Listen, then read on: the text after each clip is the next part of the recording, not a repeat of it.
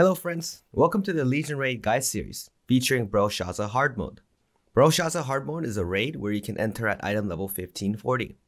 Per 2 gates, the item level requirement increases to 1550 and 1560. The raid provides new materials to craft ancient level gears that can be honed further than plus 20. It also provides the stepping stone to upgrade your set bonus to level 3 in the future. This guide series will cover only the critical differences between the two difficulties and personal tips I rely on.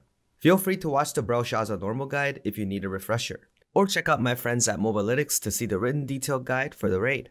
You can also follow this guide in the game with the new overlay program they have. It breaks down phase by phase and is super helpful for anyone learning to fight. You can check that out below in the video's description. This video will cover gate 1 to 4. Let's start with gate 1. There are only 2 mechanics you need to remember while playing Gate 1 hard mode. First, the 8 glowing platforms at line 85. You need to stagger the boss in the middle first, then proceed to stand on top of the glowing platforms. Second mechanic at 42 lines is a little bit different. If you reach this mechanic with less than 6 people, you cannot clear this gate. If you successfully counter the boss, you will be in non-cleansable silence throughout the whole mechanic. Boss's ghost clones will periodically appear and fire an arrow to the middle. If this arrow reaches to the boss, it will explode and cause push and slow debuff to all nearby players. The arrows will do less damage to people who have countered already. Second failure to the counter is a raid wipe. Whenever you successfully counter, make sure to move around the map to intercept the arrows. To ensure proper map coverage, utilize the minimap as much as you can. This helps you to get a sense where the area is being covered for arrows. For visuals, next arrow fire emits a large blue pulse before being fired. As for the normal patterns, when he glows in orange shield, that's a stagger, and if he glows in purple, this is a reflect throughout the fight. Let's go over to Gate 2 outside mechanics. The Phantom Knight will appear twice, right at the beginning and at the same time as normal mode. As for the first mechanic of diamond card and orange orbs, everyone needs to delete the diamond cards.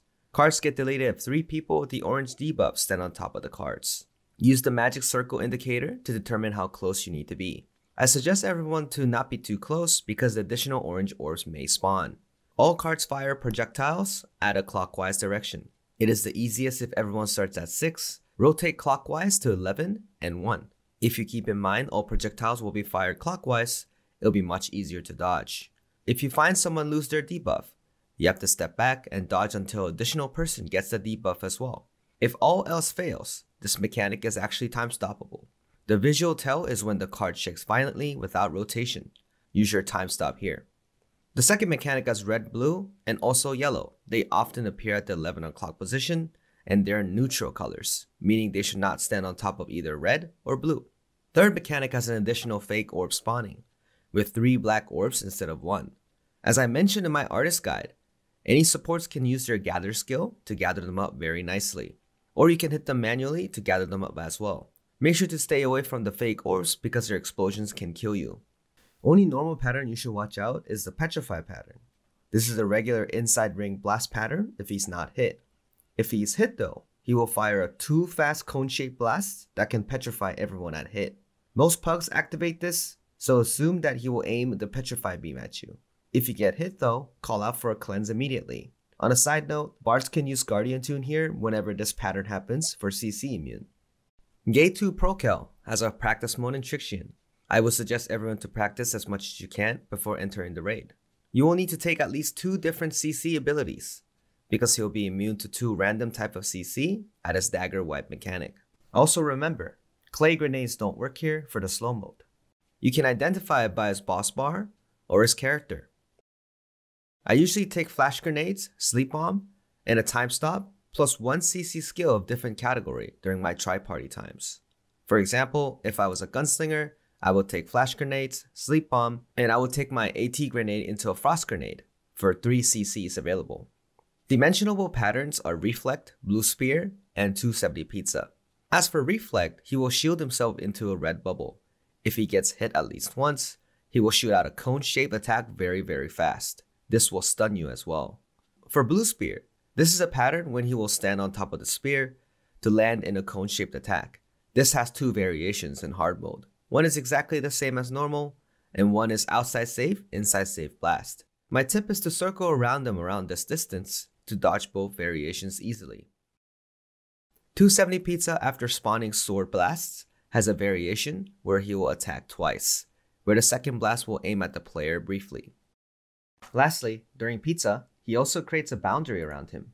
Careful not to run away too far. Moving on to Gate 3, mechanics have additional obstacles. 140 Meteor mechanic has one more additional meteor falling down on the plus position.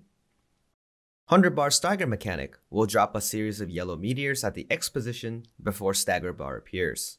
If you take 3 of this, you will receive a huge stagger buff. The stagger requirement is actually not that high, so you don't have to be too serious about this. The Medusa eyes will also alternate between look and do not look as well.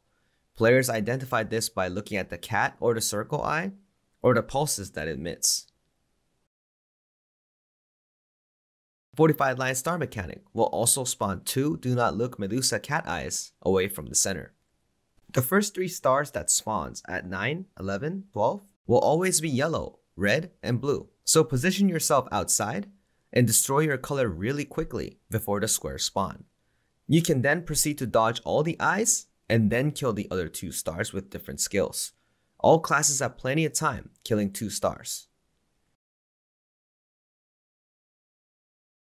As for the 0 bar mechanic, this one requires all players to step on all 8 sides.